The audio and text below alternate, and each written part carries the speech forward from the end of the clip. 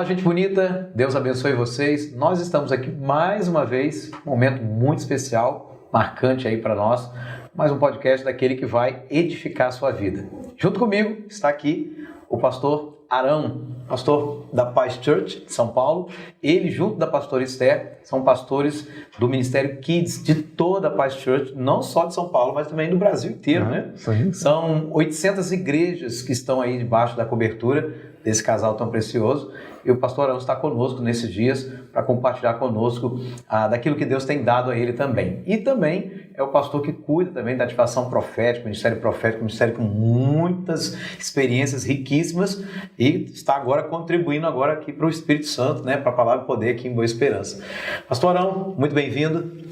Amém. Maravilhoso estar aqui. Primeira vez que estou ministrando aqui no estado de Espírito Santo e já subi alguns quilos. E é verdade, aqui na verdade tudo é profético, né, pastor? O senhor chega em Vitória, anda pelo Espírito Santo. Isso. E habita em Boa Esperança. Amém. Pronto, e vive na palavra poder. Pronto, tá tudo completo. Uau. Pastor Arão, vamos começar falando um pouquinho sobre o Ministério Kids. O que levou o senhor e a pastora Esther para esse ministério? Por que o Kids? Tantas demandas e tanta coisa que a igreja do Senhor vive na terra, por que especificamente o Ministério Kids atraiu o seu coração da pastora Esther? Ok, vou começar de anos atrás. Eu já fui pastor, né? Já sou pastor ordenado por 23 anos. Uau. Pastorei várias igrejas, implantei várias igrejas. Eu já venho acompanhando um ministério chamado Metro World Child, lá do Nova York, certo, que é o maior ministério de crianças do mundo. Eles ministram 300 mil crianças por semana. Uau! E o ministério deles é em comunidades, em favelas, esse tipo de coisa, Estados Unidos e em vários países do mundo. Sim.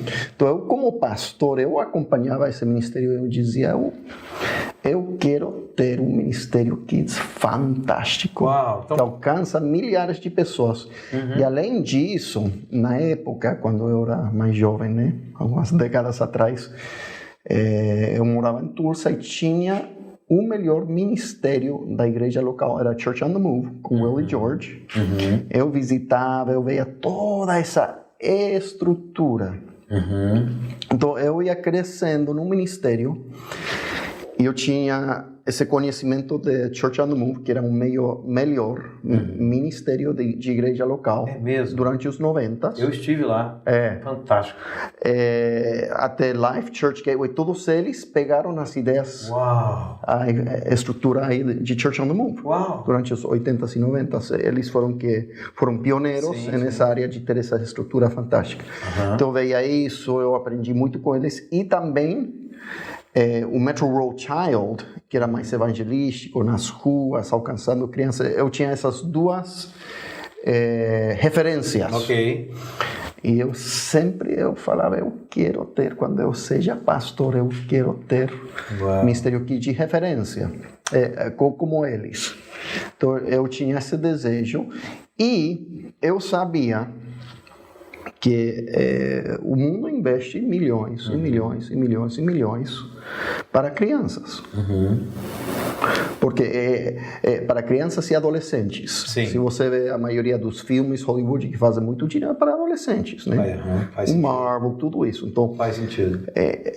Então são milhões para crianças e adolescentes, só que estão recebendo influências a influência do mundo, né? Estão recebendo as ideias do mundo. Então, o campo de batalha para uma nação são crianças e adolescentes. Forte. O que acontecer com essa geração vai acontecer com o país. Então, eu sabia, por exemplo, se vamos mudar o Brasil, tem que ser com as crianças e adolescentes, não com os velhinhos.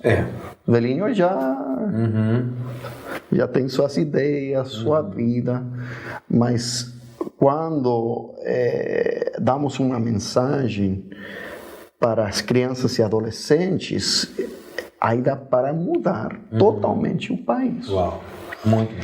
Agora, é interessante porque eu pastorei, eu implantava igrejas, fazia várias coisas, né? Ensinava Instituto Bíblico e eu tinha paixão por Ministério Crianças, mas eu nunca me veia eu mesmo sendo pastor de ninhos, de crianças, perdão, já saiu espanhol. Me perdoe, saiu espanhol. Ninhos, boa. Crianças. Mas é interessante porque eu comecei a ter uma série de sonhos.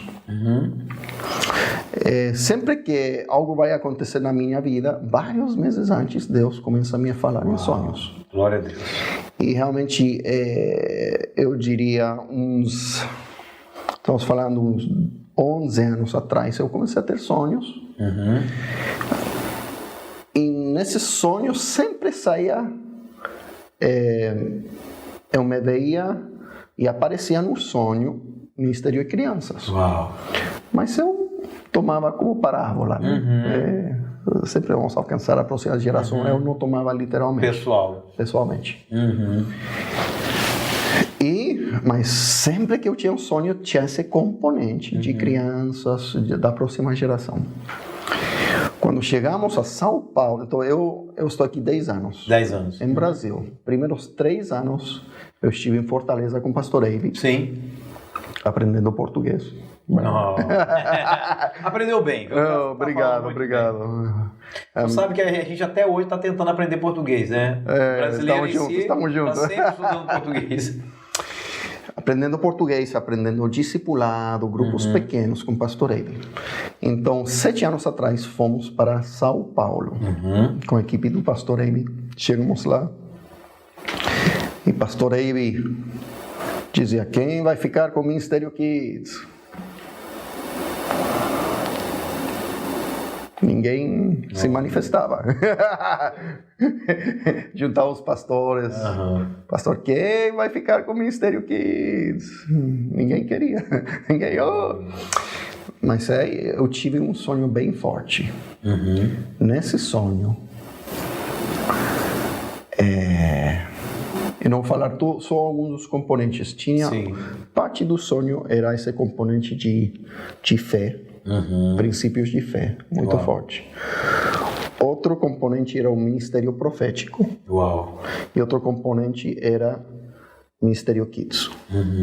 Mas no sonho, eu deixava de lado o ministério profético por um tempo para me dedicar a alcançar as crianças. E eu veia eu alcançando crianças dentro e fora da igreja. Então eu tive esse sonho, eu acordei o próximo dia, falei para minha esposa: amor, fazer a gente para cuidar dos kids. E ela ficou: porque ela já trabalha décadas com kids, mas eu nunca queria. Eu era apaixonado pelo kids, mas eu não queria fazer. Entendi. Então, fomos aí para pastor Eiby e falamos: a gente vai fazer. Que tremendo. Então aí foi o começo. Muito bom. Pastor, uma pergunta. Qual seria o maior desafio, vamos falar aqui da igreja brasileira? Claro, a gente está vendo assim, alguns pequenos focos, né, de mudança de uma igreja, das igrejas locais no Brasil se importando mais com as crianças. Mas qual seria o maior desafio para uma igreja que se acostumou a focar só nos adultos, a ter o melhor prédio para os adultos, a melhor tecnologia para os adultos e não se importar tanto com as crianças, né? A ponto de algumas igrejas, a gente costuma até dizer que determinados departamentos infantis são depósito de criança, porque não tem, né, uma programação, não tem uma organização e por aí vai. E para muitos pais também, eles ficam pensando assim: é porque deixei meus filhos na salinha, né, para poder eu prestar atenção no culto. Mas na cabeça de alguns pais, essas crianças estão lá apenas, né, sentadas ou fazendo outra coisa, mas não sendo ensinadas com a palavra de Deus, com a verdade do Evangelho. Então, qual seria o maior desafio para uma igreja local? Mudar isso, virar essa chave e, de fato, levar a criança para o lugar certo, lugar realmente de primazia, de importância. Como é que seria isso para o senhor? Agora, eu acho muito interessante essa pergunta, porque essa pergunta é muito, muito relevante, vendo o que estamos vivendo. Sim. No Brasil, não só no Brasil, Estados Unidos, Europa, onde pessoas com ideologia de gênero, esse tipo de coisas, eles se importam muito com as crianças. E eles entraram nos colégios, eles entraram na mídia, os aplicativos, mídia social, Netflix. Eles infiltraram tudo isso, investiram milhões e milhões e milhões para transformar uma geração. E a igreja está pagando a consequência disso. A igreja está numa situação, muitas igrejas onde... E acho que muitos estão começando a acordar. Muitos estão finalmente acordando. Onde a criança tem acesso horas infinitas de entretenimento. Que sem não, supervisão. Sem supervisão. Que não tem base bíblica, que faz muito, magoa muito a mente, a alma. E a igreja, o que está fazendo a igreja? Exato. Então, eu acho que, então, como falamos agora que fizemos a conferência aqui, 80% das pessoas que convertem é antes dos 14 anos de idade. Então, nossos recursos, a grande maioria tem que ir para essa faixa etária onde o pessoal está entregando a vida a Cristo. Muito bom. Então, vou contar algo triste. Eu sou missionário. Sim. Eu não recebo do meu trabalho aqui, eu não recebo salário aqui no Brasil. Eu, como missionário, eu tenho que voltar para os Estados Unidos prestar contas e com as ofertas de lá vive minha família. Aqui eu tenho 4 filhos. E uma esposa muito linda.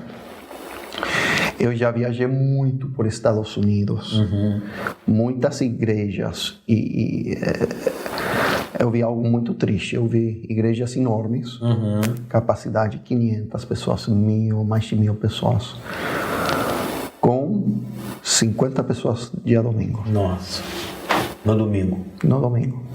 50 velhinhos. Não. Então, o que aconteceu? Eram igrejas que 30, 40, 50 anos atrás construíram igrejas enormes, mas esqueceram da geração dos kids. Nossa.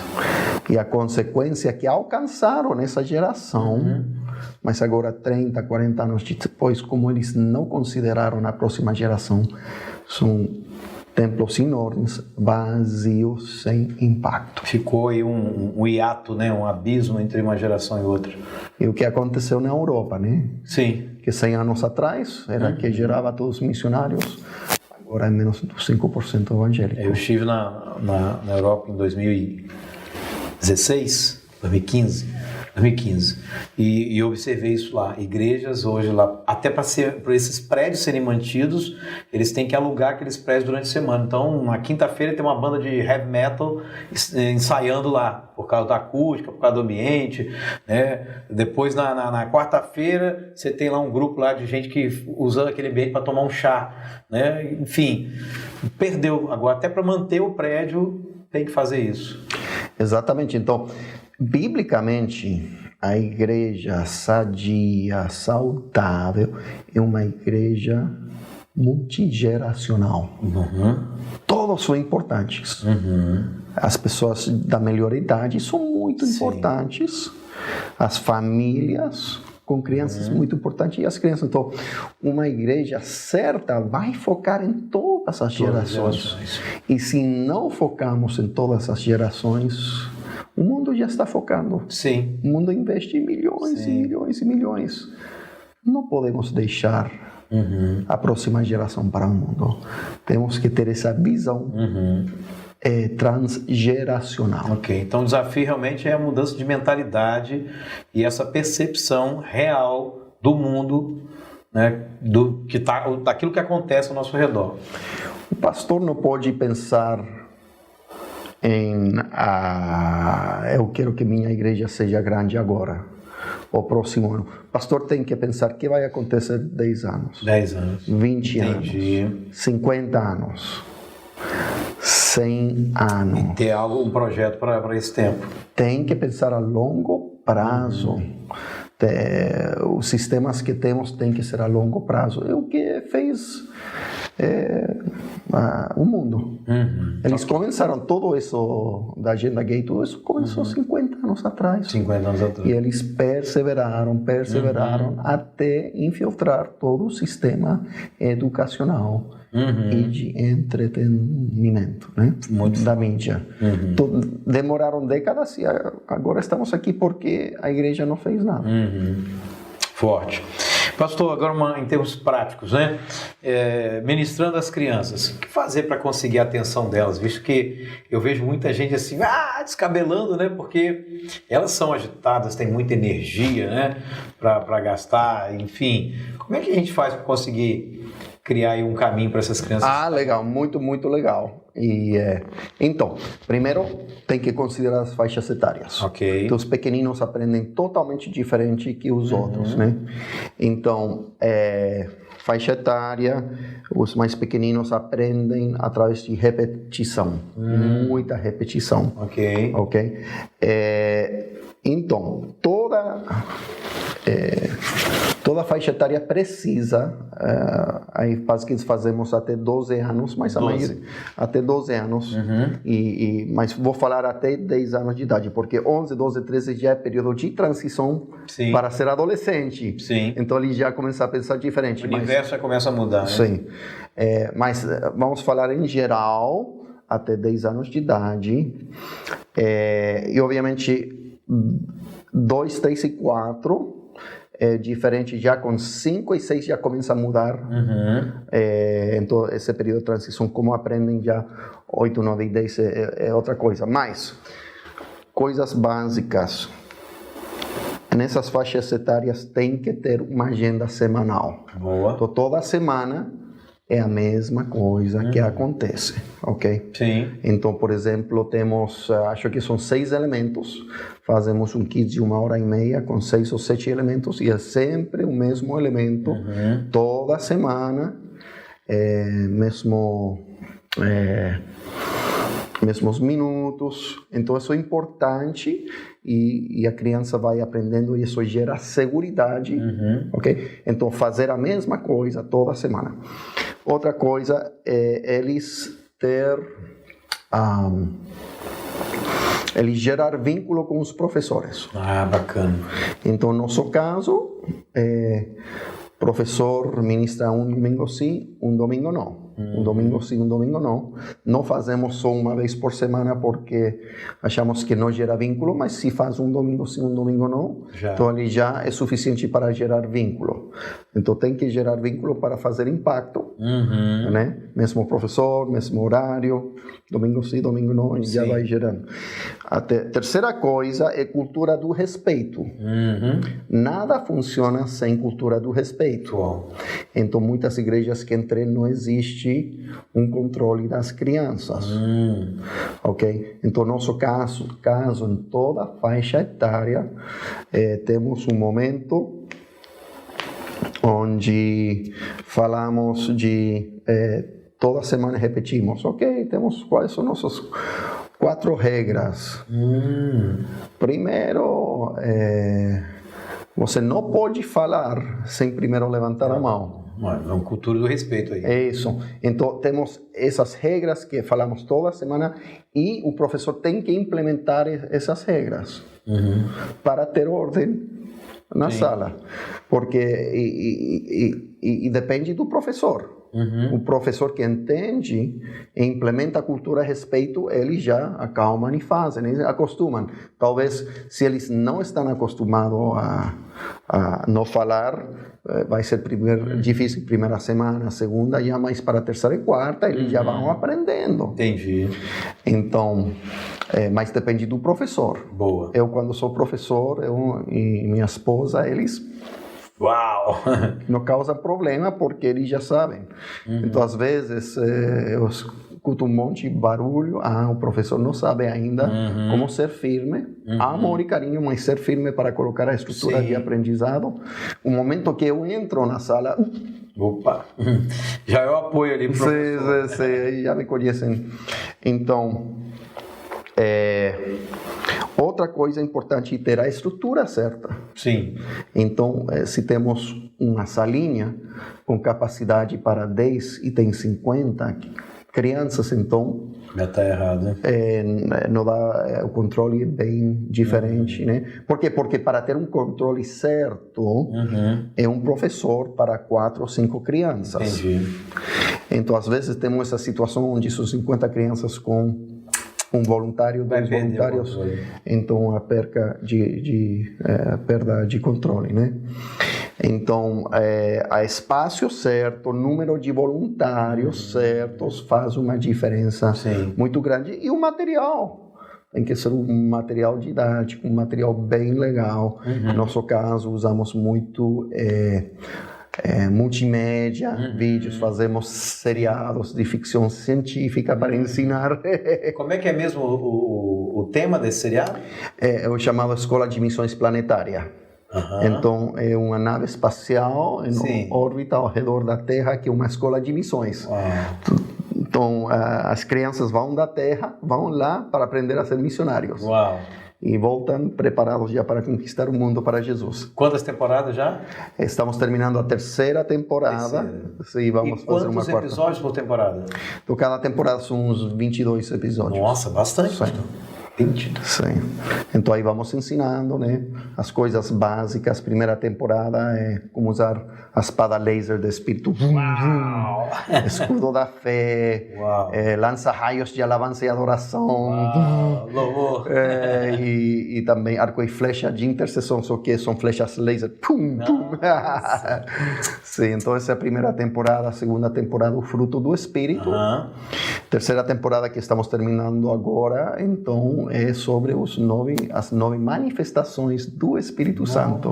Línguas, compreensão de línguas, profecia. Já para as crianças, né? Sim. E essa é qual a faixa etária que essa programação atende? Essa é 8 a 10. 8 a 10. Sim.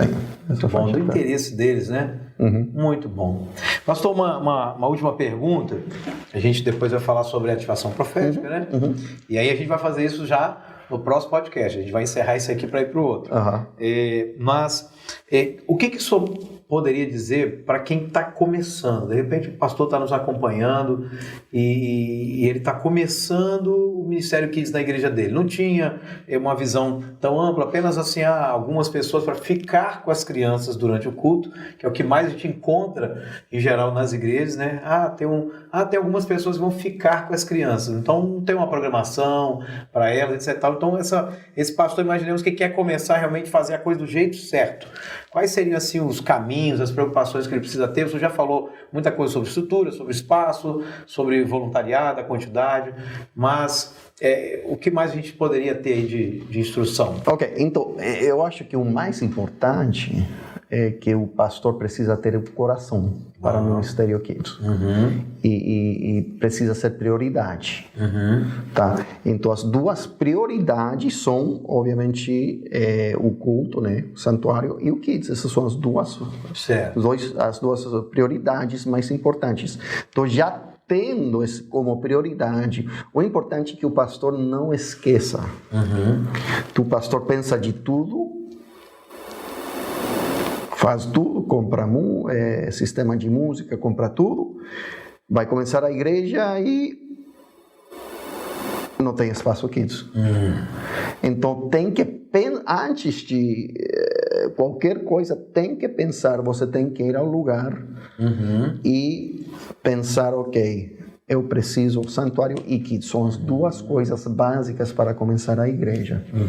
Ok, agora, se o pastor entende, tem esse coração, entendendo que o ministério é transgeracional. Sim. Não é para as gerações. Então, segunda coisa, tem que fazer. Eu sou um fã muito grande de fazer segundo orçamento. Ok? Uma igreja de 100, um orçamento diferente de uma igreja de 500, diferente de uma igreja de 1000. Perfeito. Então, por exemplo, uma igreja mais pequena talvez vai ter só 2 salinhas. Mas se ele tem visão, ele vai pintar, vai tentar que seja o tamanho certo, que esteja pintado bonitinho, porque não é muito caro fazer um desenho. Sim. Mas a outra coisa é que ele tem que saber que é importante investir em treinamento e material. Muito bom. Porque muitos trabalhadores kids, eles têm que fazer tudo sozinho. Essa semana eles vão colocando o seu dinheiro para comprar material, fazer, e toda semana é bem pesado para o voluntário que gasta seu próprio dinheiro e que tem que fazer a aula mesmo. E além disso também, alguns até fazem o lanche também, né? Isso. Então, o que acontece? Tem uma porcentagem pequeno de pessoas que são muito proativas e fazem isso. É difícil, mas eles fazem. Sim. Mas tem outras igrejas que não têm essas pessoas proativas. E termina, é um desastre o que isso. Sim. É um desastre. Não existe controle material, não existe. Então, investir em treinamento e material para os voluntários vai dar um up muito grande. Isso também gera uma mudança também de mentalidade na vida da igreja, né? Sim. E outra coisa, tem que filtrar os voluntários. Boa. Por causa da pedofilia, por causa da segurança. Então muitas igrejas nem pensam nisso. E qualquer pessoa que quiser vai fazer os kids, e não pode ser assim. O pessoal tem que passar entrevista, tem que fazer antecedentes criminosos, tem que ter um manual de ministério, descrição de trabalho e treinamento já pronto. Tá? Se vocês querem ver um exemplo disso, podem ir para pazkids.com.br. Temos tudo lá, temos todo o material, temos link para treinamento, tudo está já feito. Você pode ir ver, dar uma olhada como fazemos e ter uma ideia. Se quiser usar, pode usar. Se quiser fazer seu próprio programa, pode fazer. Mas aí, pelo menos, tem uma ideia. Então, toda pessoa voluntária que trabalha no Kids tem que fazer manual do Kids, tem que fazer essa aula. Depois tem que fazer boas práticas, tem que fazer seminário de conscientização de pedofilia, tem que fazer aula sobre saúde. Temos uma médica que fala das coisas mais comuns que podem acontecer com a criança por exemplo, engasgar, diferentes coisas.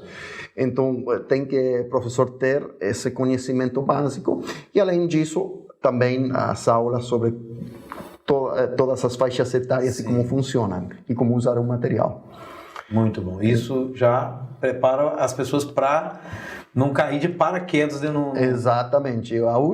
O pior é chegar o voluntário pela primeira vez, coloca um material na mão, 5 minutos depois, o que vou fazer agora? Tá, é terrível. Então já houve um treinamento antes. Sim. Esse treinamento online é presencial? Sim, então fazemos inicialmente treinamento, eles pegam online, mas já vão sala de aula e já estão vendo como funciona. Na prática ali. E já também fazemos presencial, então eles têm online, presencial, e quando chegam, as primeiras semanas não fazem muito, só ajudar.